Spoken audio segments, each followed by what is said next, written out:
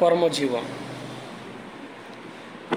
কর্মজীবনে যখন একটি পুরুষ মানুষ কর্মজীবনে পা রাখে, তখন ওই পুরুষ মানুষই বুঝে তার জীবনকে চলার জন্য, সাজানোর জন্য তার কতটা কষ্ট পরিশ্রম করা দরকার, কতটা ধৈর্য তার দরকার। যদি সফলতা অর্জন করতে হয় তাহলে তাকে ধৈর্য ধারণ করতে হবে, পরিশ্রম করতে হবে, মেহনত করতে হবে, চেষ্টা চালিয়ে যেতে হবে। এই 4টি বিষয় যার মধ্যে থাকবে, সে অতি শীঘ্র আল্লাহ সুবহানাহু ওয়া তাআলা তাকে তার যে মনের আশা, তার মনের নেক তামান্না আল্লাহ তাআলা অতি শীঘ্রই তা পূরণ করে দেবে।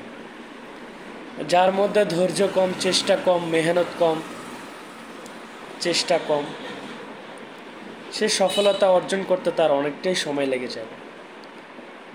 আর যখন তার মধ্যে এই জ্ঞানটা চলে আসবে যে আমার এখন পরিশ্রম করা দরকার, তখন সে পারবে না।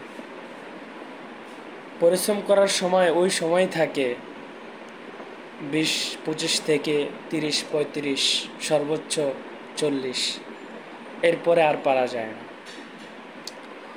যখন এই বয়সগুলো যখন আপনি পেরিয়ে যাবেন, তখন যদি মনে করেন যে না আমি একটু পরিশ্রম করব পরবর্তীতে একটু আরাম আয়েশ করার জন্য, তাহলে এটা আপনার জন্য নয়। আর 20-25 বছর থেকে যদি আপনি টানা 5 থেকে 10 বছর যদি একটু কষ্ট করতে থাকেন, তাহলে শেষ বয়সে হয়তোবা আপনি একটু আরাম করতে পারবেন। যে টাকা উপার্জন করতে পারবেন, সেই টাকাগুলো দিয়ে আপনি আরাম আয়েশ করে কাটাতে পারবেন। আর আমরা অনেকে আছি যারা টাকা উপার্জন করে ঠিক আছে, কিন্তু টাকা রাখতে পারি না। টাকাগুলো আমরা খরচ করে ফেলি, হয় আমরা উড়িয়ে ফেলি, না হয় রেস্টুরেন্টের পিছনে আমরা খরচ করি, না হয় আমরা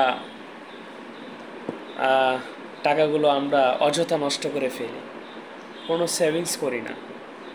তাহলে বরঞ্চ দিন শেষে কি হয়ে দাঁড়ালো, আমি যতই কষ্ট করি না কেন সেই টাকা আর থাকলো না, টাকা সবার কাছে চলে গেল বিলিয়ে।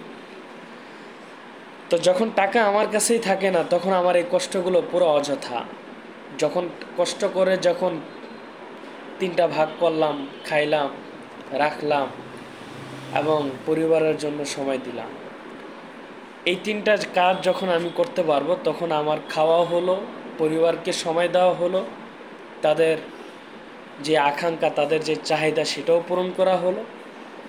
দিন শেষে আমি যেটা নিয়ত করেছিলাম বার্ধক্য বয়সে আমি একটু আরাম করতে পারবো, সেটাও আপনার করা হবে।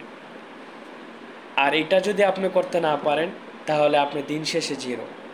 আপনি যতই কষ্ট করেন না কেন, সেই কষ্ট কোনো কাজে আসলো না। কারণ আপনি যতই টাকা কামান না কেন, সেই টাকা আপনার কাছে থাকলো না। তো টাকাই যখন আপনার কাছে থাকলো না, তো আপনি পরিশেষে আপনার সেই কষ্ট করেই যেতে হবে। আপনি সবসময় চেষ্টা করবেন উপরে হাত তোলা, নিচের হাত তোলার চেয়ে উপরে হাত তোলা খুব ভালো। যেমন দানকারী ব্যক্তির থেকে যে দান নেয় আর যে দান দেয়, সে জানে দান দেওয়াটা কতটা তৃপ্তি, আর যে দান নিয়ে থাকে তার কাছে কতটুকু আনন্দ।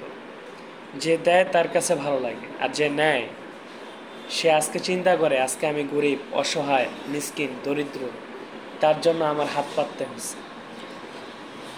আপনি টাকা পয়সা কামাচ্ছেন বেশি, কিন্তু এক পর্যায়ে এটা যাতে না আসে যে কারো কাছে হাত পাততে হয়। এমনভাবে টাকা পয়সা কামান, এমনভাবে চলাফেরা করেন যাতে কারো কাছে আপনার হাত পাততে না হয়। তো ভিডিওটা যদি ভালো লেগে থাকে বা আপনার জীবনের সাথে যদি এই কথাগুলোর সাথে যদি আপনার জীবনের কোনো সম্পর্ক থাকে, বা কিংবা আমার কথাগুলো যদি আপনার জীবন পরিবর্তন হয়ে যায়, বা কিংবা পরিবর্তন হওয়ার মতো কোনো কথাবার্তা যদি হয়ে থাকে, তাহলে সেটা আপনারা কমেন্ট করে জানাতে পারেন। এবং ভিডিওটি যদি ভালো লেগে থাকে তাহলে অবশ্যই লাইক, কমেন্ট, শেয়ার করতে ভুলবেন না। আর যারা ভিডিওটি দেখতে পাচ্ছেন, আমার চ্যানেলে যারা নতুন, যারা সাবস্ক্রাইব করেন না, অবশ্যই সাবস্ক্রাইব করে আমাদের সাথে থাকুন। নিত্য নতুন ভিডিও এখন থেকে নিয়মিত পাবেন ইনশাআল্লাহ। তো আজকে ভিডিও এই পর্যন্ত। সকল সুস্থ থাকুন, ভালো থাকুন। পরবর্তীতে আবার দেখা হবে অন্য একটি ভিডিও নিয়ে। আসসালামু আলাইকুম ওয়া রাহমাতুল্লাহি ওয়া বারাকাতুহু।